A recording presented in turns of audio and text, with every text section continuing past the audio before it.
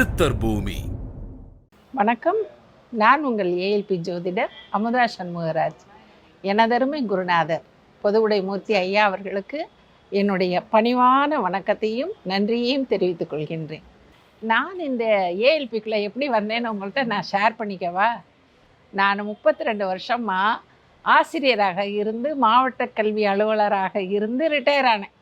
அப்போது நான் பணிபுரியும் போது கோர்ட்டு கேஸு அப்படின்னு போக வேண்டிய சூழ்நிலைகள்லாம் இருந்துச்சு. ஆனால் எனக்கு இல்லை, யாரோ ஒருத்தருக்காக நான் போக வேண்டிய சூழ்நிலைகள் இருந்தது. அது எனக்கு பரிகாரமாக போச்சு. ஆனால் ரிட்டையர்மெண்ட்டுக்கு பின்னால் படாத பாடுபட்டுட்டேங்க.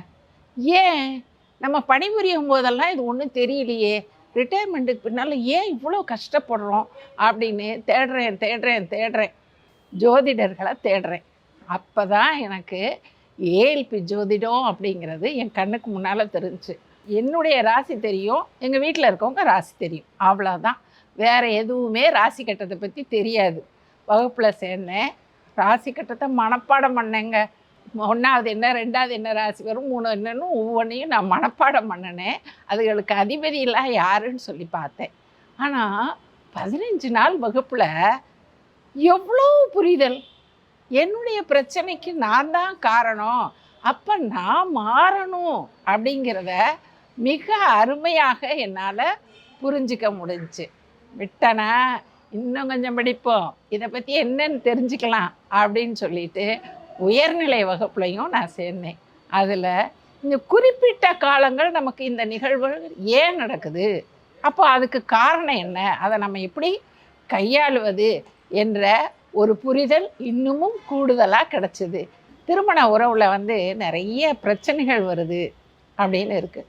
ஜாதகர்னு எடுத்துக்கிட்டோன்னு வச்சுக்கோங்களேன், என்னுடைய பேச்சால் என்னோட குடும்பத்தினால எனக்கு வரக்கூடிய வரனுக்கு பிரச்சனையாக அமையும்னா என்ன செய்யலாம்? ஒன்றும் இல்லைங்க, நான் என் குடும்பத்துலேருந்து கொஞ்சம் தூரமாக இருந்துக்கிற வேண்டியதுதான். அடிக்கடி நம்ம வீட்டுக்கு வந்தோம் அப்படின்னு சொன்னாலே அங்கே என்ன ஆகும், ஏதாவது ஒன்று சொல்லுவாங்க, அது அவருக்கு பிடிக்காது. அதனால் நாம் அதை கண்டுக்கக்கூடாது. நம்மளுடைய முகம், ஜாதகருடைய முகம், வருமானம், படிப்பு சார்ந்த விஷயங்கள் அங்கே ஒரு பிரச்சனையை கொடுக்குமான்னா கொடுக்கும். என்ன சொன்னாலும் காது இருந்தும் கேட்காம இருந்துக்கிற வேண்டியது தான். ஒரு குறிப்பிட்ட காலங்களில் தான். என்னுடைய தகப்பனார் சொல்லுவாங்க, எங்கள் வீட்டுக்கு பக்கத்தில் ஒரு பாட்டிமா இருந்தாங்க, அவங்களுக்கு காது கேட்காது. அவங்கள்ட்ட நம்ம போய் பக்கத்தில் உட்காந்துட்டு அந்த பாட்டிமாவை, ஏன் பார்த்தா நீ ரொம்ப கெட்டவங்க தானே, நீ ஓரவஞ்செல்லாம் பார்ப்பேல்ல அப்படின்னு சிரிச்சுக்கிட்டே சொன்னோன்னு வைங்களேன், அவங்க ஆமாம் அப்படிம்பாங்க. அது மாதிரி சில விஷயங்கள் நமக்கு வரனுக்கு பிரச்சனையாக வருது அப்படின்னு சொன்னால் நாம் வாயை முடிக்கிறணும்.